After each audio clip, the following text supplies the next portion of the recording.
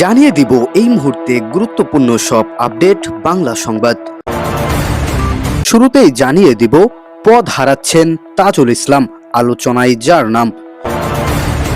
পরে জানিয়ে দিব ছাত্রদল নেতাকর্মীদের ধাওয়া দিয়ে প্রতিহত করল এলাকাবাসী। এবং সর্বশেষ জানাবো আগাম কোনো মন্তব্য নয়, ফোকাস হবে কাজে, বললেন আমির খসরু। দর্শক, এতক্ষণ শুনছিলেন সংবাদ শিরোনাম, এখন বিস্তারিত। পুনর্গঠিত আন্তর্জাতিক অপরাধ ট্রাইব্যুনালে চিফ প্রসিকিউটর দায়িত্ব পালন করছিলেন মোহাম্মদ তাজুল ইসলাম। প্রায় ১.৫ বছরে পদে রয়েছেন তিনি, তবে তাকে সরিয়ে নতুন কাউকে নিয়োগের কথা ভাবছে সরকার। এমন একটি গুঞ্জন ছড়াতেই আইন অঙ্গন সহ বিভিন্ন মহলে চলছে জোর আলোচনা। তাজুল ইসলামকে সরিয়ে দেওয়ার প্রতিক্রিয়া চলছে বলে ঢাকা পোস্টকে নিশ্চিত করেছেন নাম প্রকাশে অনিচ্ছুক এক প্রসিকিউটর। এরই মধ্যে চিফ প্রসিকিউটর হিসেবে আলোচনায় এসেছে আইনজীবী আমিনুল ইসলামের নাম। তিনি বিএনপির পোয়াত চেয়ারপারসন খালেদা জিয়ার দুর্নীতির মামলায় গঠিত আইনজীবী দলের সদস্য ছিলেন, যে মামলায় দণ্ডিত হয়েছিলেন ৩ বারের সাবেক এই প্রধানমন্ত্রী। ত্রয়োদশ জাতীয় সংসদ নির্বাচনে সংখ্যাগরিষ্ঠ আসন নিয়ে বিএনপির সরকার গঠনের পর চিফ প্রসিকিউটর সহ প্রসিকিউশন টিমের পরিবর্তন বা রদবদল নিয়ে গুঞ্জন শুরু হয়। কিন্তু রোববার ২২ ফেব্রুয়ারি রাতে ব্রিটিশ সাংবাদিক ডেভিড বার্গম্যানের একটি ফেসবুক পোস্ট ঘিরে আরও জোরালো হয় এই আলোচনা। আন্তর্জাতিক অপরাধ ট্রাইব্যুনাল নিয়ে দীর্ঘদিন ধরে কাজ করা এই বিদেশি সাংবাদিক লেখেন, আন্তর্জাতিক অপরাধ ট্রাইব্যুনাল চিফ প্রসিকিউটর হিসেবে নতুন একজনকে নিয়োগ দেওয়ার সিদ্ধান্ত নিয়েছে সরকার। বর্তমান চিফ প্রসিকিউটর তাজুল ইসলামকে সরিয়ে এ পদে আইনজীবী আমিনুল ইসলামকে বিবেচনা করা হচ্ছে বলে জানা গেছে। এরই মধ্যে তাজুল ইসলামকে প্রতিস্থাপনের সিদ্ধান্তের বিষয়টি জানানো হয়েছে। জুলাই গণঅভ্যুত্থানের মুখে ২০২৪ সালের ৫ই আগস্ট পতন ঘটে শেখ হাসিনা সরকারের। এরপর নতুন করে ঢেলে সাজানো হয় আন্তর্জাতিক অপরাধ ট্রাইব্যুনাল। একই বছরের সেপ্টেম্বরের শুরুতে তাজুল ইসলামকে অ্যাটর্নি জেনারেলের পদমর্যাদায় চিফ প্রসিকিউটর হিসেবে নিয়োগ দেয় অন্তর্বর্তীকালীন সরকার।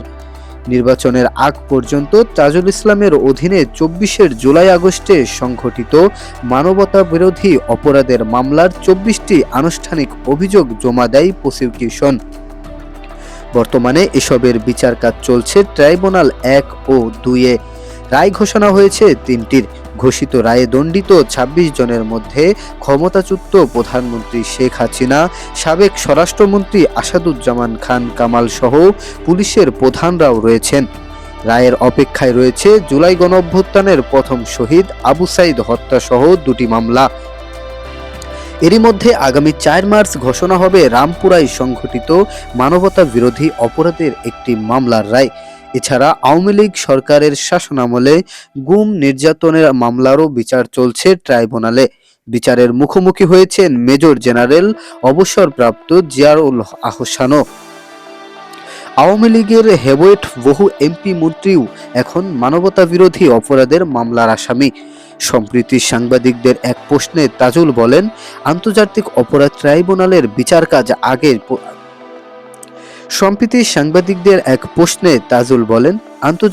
অপরাধ ট্রাইব্যুনালের বিচার কাজ আগের গতিতেই চলবে। সরকারের পক্ষ থেকে আনুষ্ঠানিক কোনো বার্তা না এলেও আমাদের বলা হয়েছে আইন নিজস্ব গতিতে চলবে। বিশেষ করে আইনমন্ত্রী বলেছেন যে আন্তর্জাতিক অপরাধ ট্রাইব্যুনালের যে কার্যক্রম সেটা স্বাভাবিক গতিতেই চলমান থাকবে। সুতরাং আমরা আশা করছি বিচারের মতোই চলবে। সরকার আমাদের সুনির্দিষ্টভাবে কিছু না বললেও চলমান রাখার ব্যাপারে ইঙ্গিত দিয়েছেন। সাভারে তিতাস গার্মেন্টসের জুট ব্যবসায়ী দখলের অভিযোগকে কেন্দ্র করে ইউনিয়ন ছাত্রদলের নেতাকর্মীদের প্রতিহত করতে স্থানীয়রা ধাওয়া দিয়েছেন বলে জানা গেছে। এ ঘটনায় এলাকায় ছড়িয়ে পড়ে উত্তেজনা ও আতঙ্ক। উদ্বেগে পড়েন শ্রমিক ও আশেপাশের বাসিন্দারা। রোববার ২২ ফেব্রুয়ারি দুপুরে সাভারের বিরুলিয়া ইউনিয়নের জিনজিরা এলাকায় তিতাস গার্মেন্টসে এ ঘটনা ঘটে। পুলিশ জানায়, দুপুরে সাভারের বিরুলিয়া ইউনিয়নের জিনজিরা এলাকায় ছাত্রদলের নেতাকর্মীরা ৮ থেকে ১০টি মোটরসাইকেলে নিয়ে কারখানার সামনে আসে। পরে ইউনিয়ন ছাত্রদল নেতা সাব্বির, শাওন, তুহিন সহ আরও ১০-১৫ জন কারখানার ভিতরে প্রবেশ করে। এরপরে কারখানা কর্তৃপক্ষকে ব্যবসা বন্ধ করার হুমকি দেন। এতে স্থানীয়রা খবরটি জানতে পারলে ওই ছাত্রদলের নেতাকর্মীদের ধাওয়া দিয়ে গার্মেন্টস থেকে বের করে দেয়। এ অভিযোগের বিষয়ে বিরুলিয়া ইউনিয়ন ছাত্রদলের সভাপতি তুহিনের কাছে জানতে চাইলে তিনি বলেন, আমরা কোনো ঝুটের ব্যবসার জন্য পোশাক কারখানায় যাইনি, মূলত এক্সেসরিজ ব্যবসার জন্য কারখানায় গিয়েছিলাম। কারখানা কর্তৃপক্ষের সঙ্গে আলোচনা করেছি। কারখানা কর্তৃপক্ষকে কোনো হুমকি দেওয়া বা চাঁদা চাওয়া হয়নি। তবে হঠাৎ করেই আমাদের লোকজনের উপরে এলাকাবাসী হামলা করে, পরে আমাদের নেতাকর্মীরা চলে আসে। তবে এ ঘটনায় তিতাস গার্মেন্টস কর্তৃপক্ষের সঙ্গে যোগাযোগ করলে তারা সাংবাদিকদের সঙ্গে কথা বলতে রাজি হয়নি। সাভার মডেল থানার বিরুলিয়া ফাঁড়ির ইনচার্জ আল আমিন বলেন, খবর পেয়ে পুলিশ ঘটনাস্থল পরিদর্শন করেছে। মূলত কারখানার ঝুট দখল নেওয়াকে কেন্দ্র করে ছাত্রদল ও স্থানীয় এলাকাবাসীর মধ্যে উত্তেজনার সৃষ্টি হয়েছিল। তবে বর্তমানে পরিস্থিতি স্বাভাবিক রয়েছে। আগাম কোনো মন্তব্য নয়, ফোকাস হবে কাজে, বললেন আমির খসরু। অর্থ ও পরিকল্পনা মন্ত্রী আমির খসরু মাহমুদ চৌধুরী বলেছেন, আগাম কোনো বক্তব্য দেওয়ার চেয়ে তার অগ্রাধিকার হবে কাজের উপর মনোনিবেশ করা। আমরা কথা কম বলতে চাই, কাজ বেশি করতে চাই। রোববার 22 ফেব্রুয়ারি রাজধানীর পরিকল্পনা মন্ত্রণালয়ে দায়িত্ব গ্রহণের পর সাংবাদিকদের সঙ্গে আলাপকালে তিনি এ কথা বলেন। তিনি একই সঙ্গে অর্থ মন্ত্রণালয়েরও দায়িত্ব রয়েছেন। আমির খসরু স্পষ্ট করে জানান, তৎক্ষণিক জনসমক্ষে বক্তব্য দেওয়ার পরিবর্তে তার দৃষ্টিভঙ্গি হবে কার্যকর পদক্ষেপ গ্রহণ ও বিষয়সমূহ সতর্কভাবে পর্যালোচনার উপর ভিত্তি করে। তিনি বলেন, সদ্য দায়িত্ব গ্রহণ করায় চলমান কর্মসূচি পর্যালোচনা এবং সংশ্লিষ্ট কর্মকর্তাদের সঙ্গে আলোচনা করা, বিস্তারিত পরিকল্পনা উপস্থাপনের জন্য তার কিছুটা সময় প্রয়োজন। তিনি আরো বলেন, আমি মাত্রই এসেছি, আগেভাগেই বেশি কথা বলে কোনো লাভ নেই। আমাকে থিতু হতে দিন, পরিস্থিতি পর্যালোচনা করতে ও সংশ্লিষ্ট কর্মকর্তাদের সঙ্গে আলোচনা করতে দিন, যথাসময়ে সবকিছু জানানো হবে। মন্ত্রী জানান, কয়েকদিন আগে দায়িত্ব গ্রহণ করায় তিনি এখনো মন্ত্রণালয়ের কাজের পরিধি, বিদ্যমান অঙ্গীকার এবং প্রাতিষ্ঠানিক চ্যালেঞ্জগুলো বোঝার প্রতিক্রিয়ায় রয়েছেন।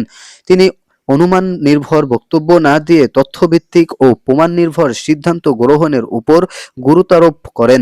বাংলাদেশকে 2034 সালের মধ্যে ট্রিলিয়ন ডলারের অর্থনীতিতে রূপান্তরের মতো দীর্ঘমেয়াদী লক্ষ্য সম্পর্কে জানতে চাইলে তিনি তাৎক্ষণিক কোনো নির্দিষ্ট তথ্য দেননি। তিনি বলেন, পূর্ণাঙ্গ মূল্যায়নের পরেই অর্থবহ নীতিগত দিক নির্দেশনা দেওয়া সম্ভব। পরিকল্পনা মন্ত্রী আশ্বস্ত করেন, পর্যালোচনা প্রক্রিয়া সম্পূর্ণ হলে স্বচ্ছতা ও সময়োপযোগী যোগাযোগ বজায় রাখা হবে। তিনি বলেন, উদ্বিগ্ন হওয়ার কোনো কারণ নেই, যথাসময়ে সব জানানো হবে। আগে পরিস্থিতি বুঝে নিয়ে তথ্যের ভিত্তিতে কথা বলা গুরুত্বপূর্ণ। উন্নয়ন প্রকল্পের ব্যয় বৃদ্ধি বা বাস্তবায়নে বিলম্বের বিষয়ে জানতে চাইলে তিনি বলেন, এসব বিষয় ইতিমধ্যে প্রশাসনিক প্রক্রিয়ার অংশ এবং প্রাতিষ্ঠানিক কাঠামোর মাধ্যমেই সমাধান করা হবে। তিনি আরো বলেন, দায়িত্ব নেওয়া মাত্রই 2 দিন হয়েছে, এসব বিষয়ে সতর্ক পর্যালোচনা ও আলোচনা প্রয়োজন। সবকিছু খতিয়ে দেখে আমরা আরো তাৎপর্যপূর্ণভাবে কথা বলবো। পর্যাপ্ত মূল্যায়ন ছাড়া মন্তব্য করলে অসম্পূর্ণ বা ভুল ধারণা সৃষ্টি হতে পারে উল্লেখ করে তিনি বলেন, অভ্যন্তরীণ মূল্যায়ন শেষে তথ্যভিত্তিক বক্তব্য প্রদানে আমি প্রতিশ্রুতিবদ্ধ। মন্ত্রী বলেন, শুধু বলার জন্য কিছু বলা আমি সঠিক মনে করি না, বরং যা প্রয়োজন তা হলো বন্ধনিষ্ঠ ও অর্থবহ বক্তব্য।